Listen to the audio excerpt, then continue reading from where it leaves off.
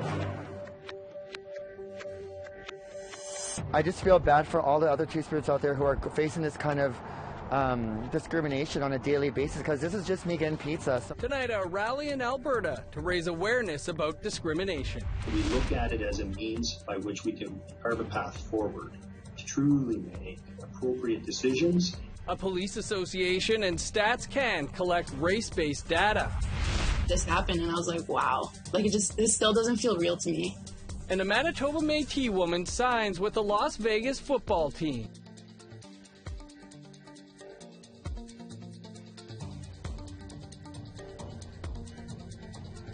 Good evening, I'm Dennis Ward. Welcome to APTN National News.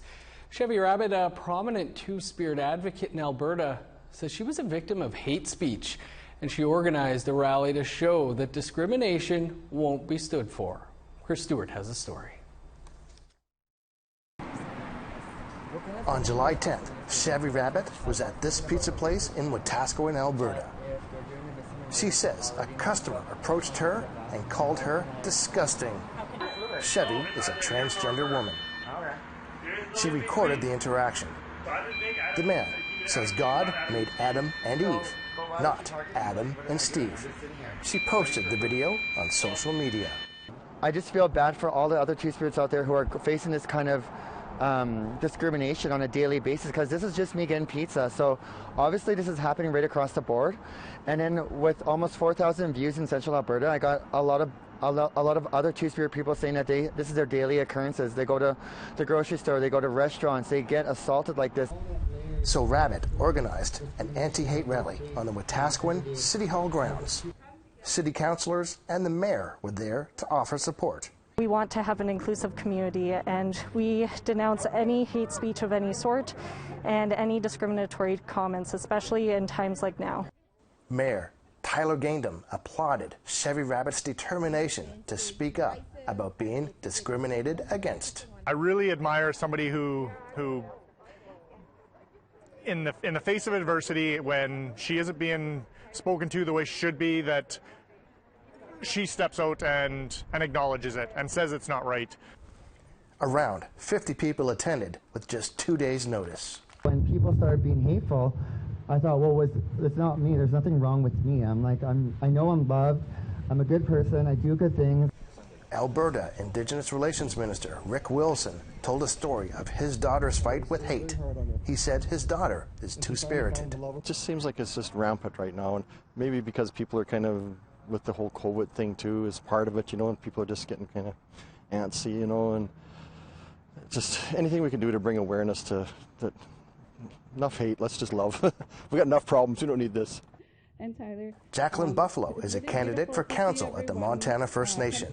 She says rallies like these won't stop until the hate stops. One thing I seen on Facebook earlier was, are they going to have a rally every time somebody is discriminated against? And yes, if that's what it takes for people to understand, then yes, every time somebody is discriminated against, we are going to do this. Chris Stewart, APTN National News, Wetaskiwin, Alberta. Still in Alberta, Calgary has its very first recovery home specifically for Indigenous women. Tamara Pimentel met the first resident of the house, who says the key to healing from addictions is having a place to call home. Having a quiet space to herself isn't something Shannon Littlelight is quite used to yet. I was couch surfing. I had no home. If I didn't have anywhere to go, it was always my parents' house, and their house is just packed. So there was basically no room for me there. I didn't feel like I was getting anywhere in my life. After struggling with addictions for 16 years, Littlelight can finally kick up her feet and take time to focus on herself. Now 5 months sober, she's the first resident of the Red Woman House, Calgary's first recovery home for Indigenous women. When I moved in here, I I laid on the couch. I laid on the couch and I made my coffee. I brought my books in here because I like reading. I needed this to be able to concentrate. After spending her first week here, she says she realizes just how important housing is while recovering. My life was very unstructured. I couldn't get involved in relationships, like healthy relationships. I couldn't do a lot of things because of the abuse and the addiction. The home is a collaboration with Oxford House and Poundmakers Lodge Treatment Center. It'll house up to 5 women during their early stages of recovery to flourish mentally, physically, and spiritually. Originally from Siksika Nation, Little Light says it's something many Indigenous deal with on a regular basis. There are many factors that turn youth to substance abuse, and she says overcrowding housing is one of them. There's not very many units for everybody to have their own home. It's packed, right? Every single corner of the house is packed. Now she's getting back to her roots, attending ceremonies, and with tons of support, going back to school in August. Every time I see the executive director, I'm always thanking him because he gave me a very good opportunity to regain my life. From having nothing, sleeping beside my daughter on a single bed in a basement, it brings me hope. It makes me feel at peace with my life. Little Light says she'll be living at the Red Woman House for as long as it will take her to fully recover. And she's on the right path, all because she has somewhere to call home. Tamara Pimentel, APTN National News, Calgary. Statistics Canada and a group representing police chiefs across the country announced on Wednesday they will begin collecting and reporting statistics on the Indigenous or ethnocultural background of victims and accused. Elena McDougall has more.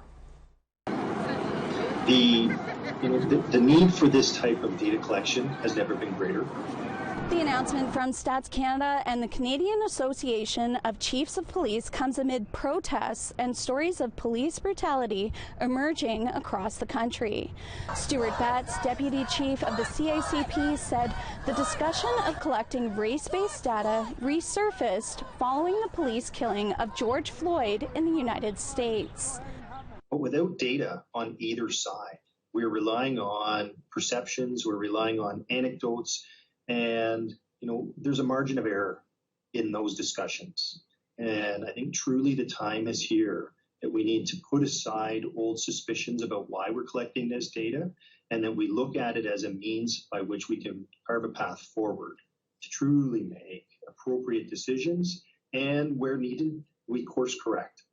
With the exception of provincial offenses and mental health interactions, all criminal occurrences that are reported to police would also be reported to Stats Canada with race-based data, including substantiated reports of sexual assault and information about victims of crime. The most recent data on missing and murdered Indigenous women and girls comes from a 2014 RCMP report, one that was challenged during the MMIWG inquiry. Native Women's Association of Canada President Lorraine Whitman said the announcement is progress. With the national inquiry, there are 231 calls for justice, and that is, this is part of it. And now I'm seeing some movement, some action, and I'm sure that the families will be very pleased that at least we're starting to do action and it's not all words. Dr. Kwasi Wazubempa is a criminologist at the University of Toronto who researches policing, race, and criminal justice. He says the news is positive but must be met with caution. And the government must do this properly. And, I think there have been concern expressed by a number of people that this announcement has come at this point in time and with the involvement of the Canadian Association of Chiefs of Police, because they're trying to, divert attention away from issues related to systemic racism and systemic discrimination. And if surface level data is released showing racial differences, for example, in stops or in arrests, then that could be used to support discriminatory policing practices. So we really need to have comprehensive data collected and released, and ideally we'd ultimately be able to connect that data to other social institutions too. So Wazubempa said a view of criminal issues is limited without the collection of race-based information regarding housing, child welfare, the education system, and to the extent possible from employment sectors. Bet said collaboration between Stats Canada, policing organizations, and communities is at the invitation stage, and questions about how information will be collected as yet to be discussed. Elena McDougall, APTN National News, Hamilton. Earlier this year, we brought you Faith's story, one of love, addictions, and determination. After the break, we'll bring you an update on Faith. Stick around.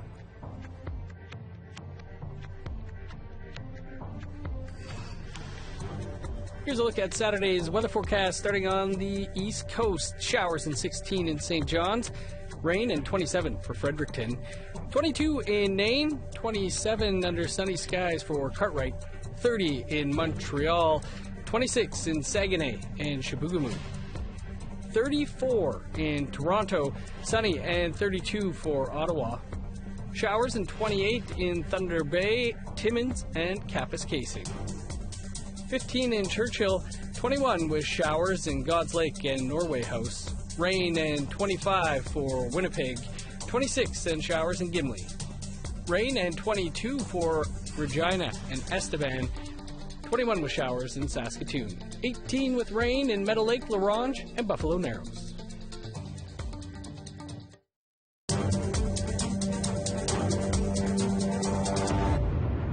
Welcome back. Recently, we brought you a story about Faith, a young woman who was trapped in a vicious life of addiction and the love of her mother trying to save her. Tina House has been following Faith and her mother since that story ran and has this update. When we last saw Mavis Benson, she had spent years advocating for her daughter, Faith Alexis, who is heavily addicted to drugs and living on Vancouver's downtown Eastside during the COVID-19 pandemic. She was living in this single-room occupancy with debris everywhere and infested with bedbugs and cockroaches. Out on the streets of the downtown Eastside, the situation isn't much better. Even during COVID, social distancing orders are not being followed, and hardly anyone is wearing a mask. Open drug use is rampant everywhere. As you walk down there, you see the light's gone in their eyes. At the end of our last story, Faith was finally admitted to hospital, and her mother Mavis hoped that would also include treatment. Mavis had agreed to wear a GoPro camera and film much of her journey, giving us a rare look in real time of her and her daughter's struggles. I pray that this time my daughter stays in there for the long term so that she can get help. She really needs help. If she doesn't get it, she's going to die on me.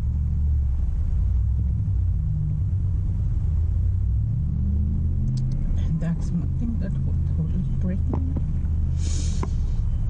I don't want my daughter to die. She was admitted here at St. Paul's Hospital in Vancouver, and while in there, Faith's hair had to be shaved off because of years of not taking care of herself. As an ultimate show of love and solidarity, Mavis herself also shaved off her hair to show her daughter that she was beautiful even without her long hair. Faith was kept in the hospital for 6 weeks and then discharged after they told Mavis that Faith had rights and was able to make her own decisions, something Mavis strongly disagreed with. She says, against her wishes, her daughter was let go without a discharge plan that included any mandatory treatment. I picked her up from St. Paul's Hospital and brought her back down to the Hazelwood to drop her stuff off, and I had asked her to come stay with me, and she said okay initially, but after we got to the house she only stayed for about an hour. Although Faith initially agreed to go to treatment, Mavis says the pull of addiction was just too strong, and Faith is now using again. Mavis says it's because of that drug use she believes her daughter's ability to think clearly has been severely hampered. I'm just so frustrated with the system right now. You know, from what the doctor had told me, she has rights. I know she has rights. I see that in the courts every day. What I'm going to do now is get a petition going to be able to take over her ability to make decisions on her own. I want to have the right to say, Faith, you need to go into treatment. James Harry agrees. The system does need to change. His job is to help people get into treatment.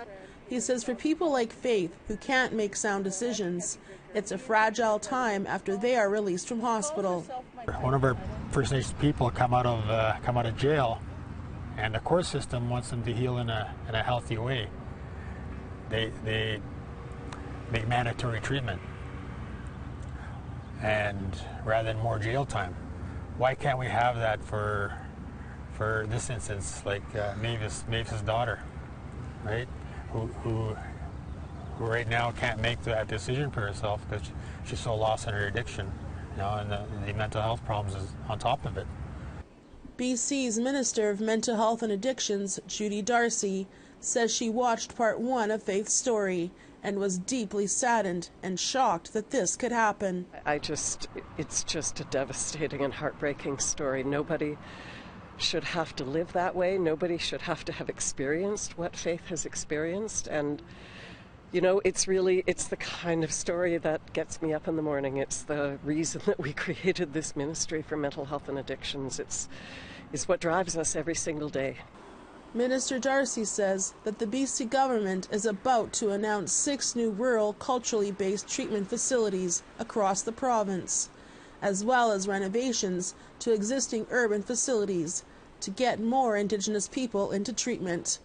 This along with 50 to 90 funded beds that are accessible to anyone in need. But as far as the government mandating treatment for addicts, Minister Darcy says legally the government doesn't have that right.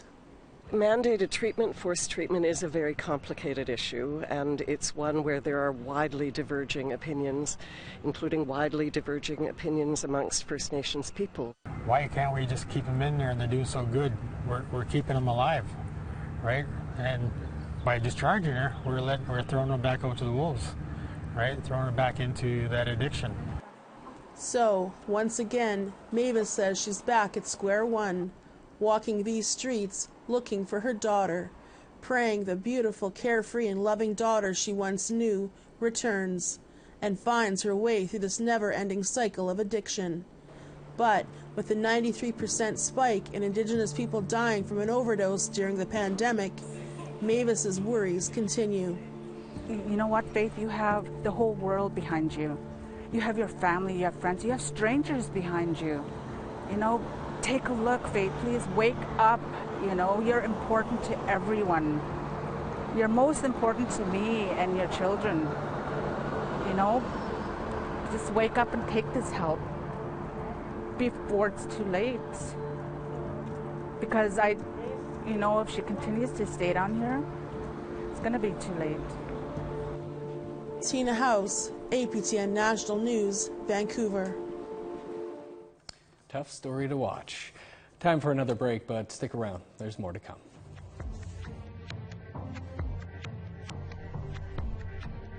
Here's a look at the rest of your Saturday weather forecast. Picking back up in northern Alberta, showers and 17 for Fort McMurray, sunny and 24 in Grand Prairie. Sunny and 25 for Medicine Hat, 1 degree cooler in Lethbridge. Sun's out on the west coast, 21 for Tofino and Vancouver, 24 in Campbell River. 25 for Fort Nelson, showers and 18 in Smithers. 11 and rain in Old Crow, 21 with showers for Mayo. 22 in Yellowknife, 24 with rain for Wrigley. 7 in Sax Harbor, 16 with rain in Colville Lake. 19 in Baker Lake and Chesterfield, 22 for Whale Cove. 11 in Clyde River, 14 in Joe Haven.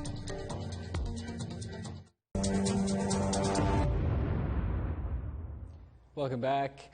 Women have been steadily entering the world of professional sports that used to be for men only. New leagues are popping up all the time. One of the new leagues that will kick off early next year is a professional football league for women. And as Daryl Stranger tells us, a young Métis woman from Manitoba is slated to be part of the historic opening. So I just didn't have that mindset of I'm going to be this far one day. I was just going with the flow each and every day. And then this happened and I was like, wow, like this still doesn't feel real to me. Fresh off signing a contract to play professional women's football, Juliana Raposa was still taking it all in. She signed with the Las Vegas Devils, a team that's part of the newly formed Women's Football League Association, a pro sports league that pays its players. The 18-year-old football player from Winnipeg hopes to be an inspiration for other girls wanting to play a predominantly male sport professionally. Just tell her to follow her dreams, just keep pushing. No matter what anybody tells you, you can prove yourself otherwise. You will get far.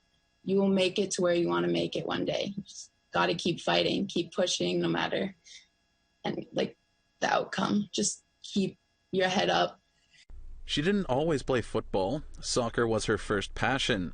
But after her soccer team folded when she was in the 9th grade, she gave football a try, and her soccer skills paid early dividends.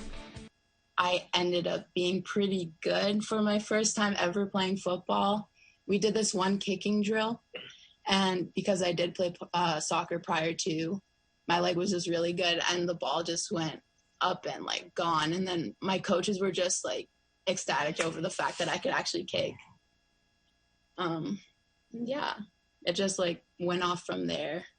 Football is more dangerous than a lot of other sports and can be tough on a parent to see their child getting hit or tackled every play. But Juliana's father, Anthony, shared some advice to other parents if their daughter was interested in playing football. If your daughter is interested, just let them go for it. I mean, it's going to be nerve-wracking at the beginning, but I think in the long run, as a parent for myself, we want the best for our kids, best for our daughters, best for our sons, whomever. Just let them follow their dreams and go for it. The Women's Football League Association has a tentative schedule to begin their inaugural season in May of 2021, and training camps are scheduled to start early next year, which is when she will be headed to Vegas. Daryl Stranger, APTN National News, Winnipeg. Looks pretty cool. A Nunavut singer-songwriter has been nominated for a prestigious Canadian Music Award, and you may have seen her right here on APTN. Rita Claire Mike Murphy is the host of Anana's Tent, a children's show that features Inuktitut and English. She's also a singer-songwriter who performs under the name Reet. Reet has been nominated for the 2020 SOCAN Songwriting Prize, which recognizes emerging Canadian artists. Reet got the nod for her most recent album, Ovangata, and the award will be presented in early August. Congrats to her and all the nominees. And that's all the time we have for your APTN National News for this Friday. You can find much more on these and other stories over on our website, aptnnews.ca. And don't forget to tune in to APTN National News Weekend on Saturday. I'm Dennis Ward. Thanks for tuning in. Have a great night.